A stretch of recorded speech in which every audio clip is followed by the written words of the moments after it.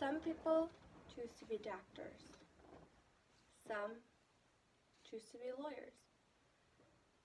Some people choose to work in an office. Others choose to own a business.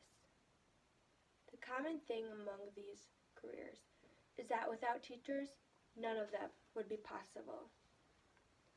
The sad thing is, teachers earn very little pay compared to all the work that they have to do, and this needs to change. The average teacher in Michigan earns around $56,383, but this is after 10 years of teaching and after a master's degree is obtained.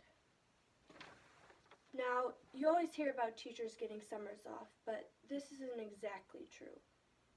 Sure, teachers aren't in school during the summer, but during this time they're creating lesson plans and doing things for their classroom. Some even need to get a second job because the pay is not enough to last them through the summer.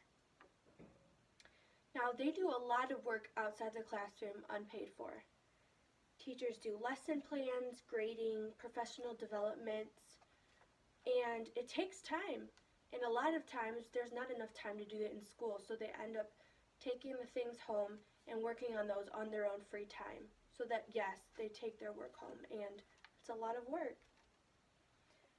A huge thing is they have to pay for their own school supplies. I work in a preschool, and the main preschool teacher said that she's bought 90% of the items in her classroom, and there's a lot of them. On average, teachers spend $500 a year on their already low salary in their classroom.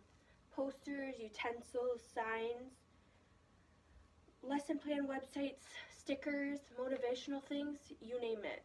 The teacher has to pay for those out of her pocket, which is not fair. And not to mention that career is stressful. A sad statistic is that 40 to 50% of teachers that are new quit within 5 years. Long hours outside of the workplace with no compensation can get a little bit frustrating and make you want to quit. Not to mention, kids are exhausting. Teachers also have to deal with conflict and drama with the kids throughout the day, on top of teaching academically for them. But what do teachers do that make them deserve it? They inspire, and they make an impact. They positively change the minds of students. They help develop differentiated differences from right and wrong. They teach them life skills. They act as a support system when the students are down, and they're their person at school. And not to mention, there is a teacher shortage.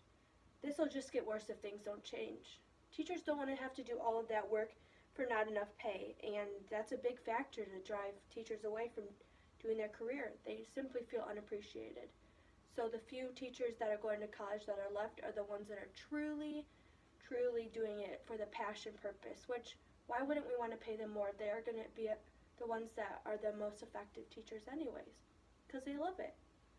Now, education is one of the best investments our country can do. Knowledge is power. Education creates jobs, fights poverty, helps with financial freedom, helps to fight corruption, and makes people more intelligent voters. And teachers are like second parents to the students in the classroom. To be exact, they spend 782 hours with their teachers in the classroom. They shape the values of our youth. They help students earn a better life in the present and in their futures. And some teachers even know some of their students better than the students' parents do. Investing in our teachers can be one of the smartest things we can do. We need to fight for our teachers to get better pay so that they can be better compensated for their job of shaping the minds of their future.